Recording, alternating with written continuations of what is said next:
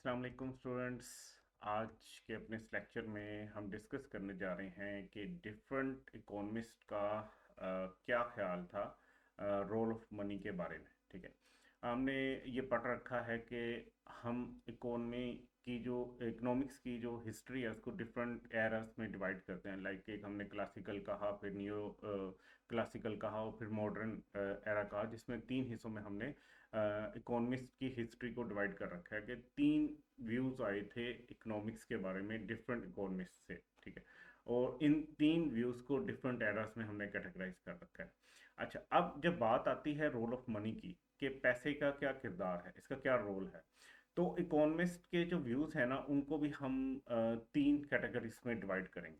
ठीक है, सबसे पहली कैटेगरी जो है वो है क्लासिकल इकोनॉमिस्ट। ठीक है, जो पुरानी सोच रखने वाले इकोनॉमिस्ट थे, जो इब्तदाई इकोनॉमिस्ट थे, उनकी क्या सोच थी पैसे को लेके। इनके मुताबिक ये बिलीव करते थे कि पैसे की कोई डिमांड नहीं होती। मतलब इन इकोनॉमिस्ट ने एज सच मनी को बहुत ज़्यादा वैल्यू नहीं दी। ठीक है, इनके मुताबिक जो मेन पॉइंट था, इन्होंने कहा कि कोई ऐसी डिमांड नहीं होती जो पैसे की हो।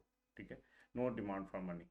इनके ख्याल में मनी की कोई डिमांड नहीं एग्जिस्ट करती। ठीक है, फिर इन्होंने कहा कि क्योंकि मनी न्यूट्रल है, ये इसका कोई किरदार नहीं है इकोनॉमी की डेवलपमेंट में। ठीक है, दे सेट के जो पैसा है ये न्यूट्रल होता है।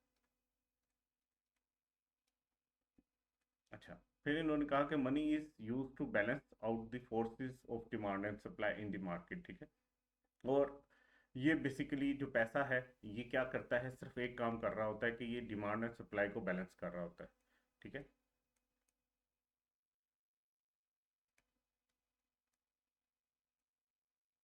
इसको बैलेंस करने के लिए काम आता है। और लास्ट में इन्होंने कहा कि क्योंकि ये पैसिव किरदार अदा कर रहा होता है इकोनॉमी में, सो इसकी वजह से इकोनॉमी की ग्रोथ या रिसेशन पे कोई ऐसा इफेक्ट नहीं आता। इनके मुताबिक पैसा जो है वो पैसिव रहता है, एक्टिवली काम नहीं करता किसी भी इकोनॉमी की ग्रोथ में। सो जो मेजर पॉइंट्स थे वो मैंने यहाँ पे आपके सामने लिख दिए हैं। क्लासिकल इकोनॉमिक्स के मुताबिक पैसे की कोई डिमांड नहीं होती, ये न्यूट्रल किरदार अदा करता है, सिर्फ डिमांड एंड सप्लाई को बैलेंस करने के काम आता है, और पैसिव रोल होता है इसका पूरी इकोनॉमी के अंदर। अच्छा, फिर एक इकोनॉमिस्ट आए जो केन के ज़माने के थे। ठीक है, इनको हम कहते हैं केनियंस इकोनॉमिस्ट। ठीक है, ये केन्स के व्यूज़ के साथ एग्री करते थे, और केन्स की ही पैसे के रिलेटेड जो थ्योरीज थी उनके साथ चल रहे थे। इनका बिलीव तकरीबन मिलता जुलता था, तो हमने इसको इस कैटेगरी में रखा। ठीक है, ये जो थे ये बिलीव करते थे, ठीक है, कि there is demand for money. वो कहते थे कि नहीं, ये जो क्लासिकल इकोनॉमिस्ट की सोच है कि कोई डिमांड नहीं है, ये कहते थे यस, एग्जिस्ट करती है डिमांड फॉर मनी। ठीक है, इन्होंने कहा कि ये इन्फ्लुएंस भी करती है एग्रीगेट डिमांड को। ठीक है, पैसा एग्रीगेट डिमांड को इन्फ्लुएंस करता है थ्रू इट्स डिमांड। ठीक है, और आपको पता है एग्रीगेट डिमांड के ज़्यादा या कम होने से इकोनॉमी ग्रो या रिसेशन में जाती है। ठीक है, इन्होंने कहा कि मनी एक्ट करता है एज स्टोर ऑफ वैल्यू। मतलब आपने पैसे को एक वेल्थ को स्टोर करने का जरिया बनाया होता है, ताकि आप फ्यूचर में गुड एंड सर्विसेज को परचेज कर सको। ठीक है, तो पैसे का अच्छा खासा रोल है इकोनॉमी में। ठीक है, इन्होंने कहा बिल्कुल हम एग्री करते हैं कि गुड एंड सप्लाई, जो डिमांड एंड सप्लाई है उसको बैलेंस करने के ये काम आता है, बट ये इन्फ्लुएंस करता है एग्रीगेट डिमांड को through it's money of demand. ठीक है, सो इन्होंने कहा कि ये स्टोर वैल्यू के तौर पे भी काम करता है। सो ये दो अप्रोचेस थी। ठीक है, इन दोनों में अगर देखा जाए क्लासिकल और केनियंस अप्रोच में, तो सबसे बड़ा फर्क ये है कि क्लासिकल अप्रोच वाले तो मानते ही नहीं थे कि डिमांड फॉर मनी होती है, बट इन लोगों ने कहा कि होती है, बिल्कुल डिमांड फॉर मनी होती है। फिर एक तीसरी इकोनॉमिस्ट की कैटेगरी है जो कि मोनेटरिस्ट कहते हैं या मॉडर्न इकोनॉमिस्ट हैं। इनके मुताबिक ये किसी हद तक एग्री कर रहे थे केन्स वाली जितनी भी थ्योरी थी पैसे के बारे में।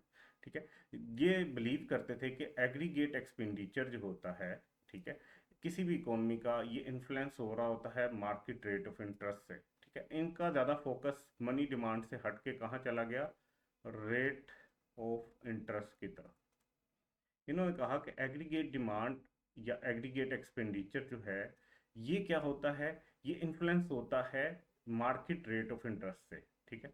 और अगर मॉनेटरी पॉलिसीज को यूज किया जाए इंक्रीज करने के लिए एग्रीगेट डिमांड को, ताकि हम एम्प्लॉयमेंट बढ़ा सकें या इकोनॉमी की ग्रोथ कर सकें, it may cause short term boost. मतलब उन्होंने कहा कि आप बेसिकली मॉनेटरी पॉलिसी को यानी मनी सप्लाई को बढ़ा के एग्रीगेट डिमांड को भी बढ़ा सकते हो, इसको कम करके एग्रीगेट डिमांड को भी कम कर सकते हो, एंड वाइस वर्सा। और अगर आप ये सोच लो कि हमने एग्रीगेट डिमांड को बढ़ाना है ताकि हमारी एम्प्लॉयमेंट बढ़े और इकोनॉमी ग्रो करे, तो आपको जो है ना वो एग्रीगेट डिमांड को बढ़ा के ये दोनों अचीव करने में एक फायदा तो होगा कि शॉर्ट टर्म में आपकी आउटपुट को बूस्ट मिलेगा और आपकी इकोनॉमी ग्रो करेगी। बट इन्होंने कहा कि एक चीज और होती है, वो है इन्फ्लेशन, ठीक है। इन्फ्लेशन भी आती है पैसे की वजह से, ठीक है। तो ये किसी हद तक केन्स के साथ ही एग्री कर रहे थे, बट इन्होंने एक एडिशनल पॉइंट दिया कि मनी सप्लाई, ठीक है, इसको यूज करते हुए आप एग्रीगेट डिमांड बढ़ा सकते हो, बिल्कुल बढ़ा सकते हो, जिससे इकोनॉमी ग्रो भी कर सकती है, लेकिन इसके साथ साथ इन्फ्लेशन भी आ जाएगी। ठीक हो गया। तो ये बेसिकली तीन अप्रोचेस डिफरेंट। अब इंशाल्लाह नेक्स्ट वीडियो के अंदर हम अपना पार्ट 2 करेंगे डिमांड फॉर मनी, जिसमें हम डिमांड फॉर मनी क्या होती है इसको पढ़ेंगे। ठीक है, इंशाल्लाह मिलते हैं अगली वीडियो में। अपना ख्याल रखिएगा। अल्लाह हाफिज़।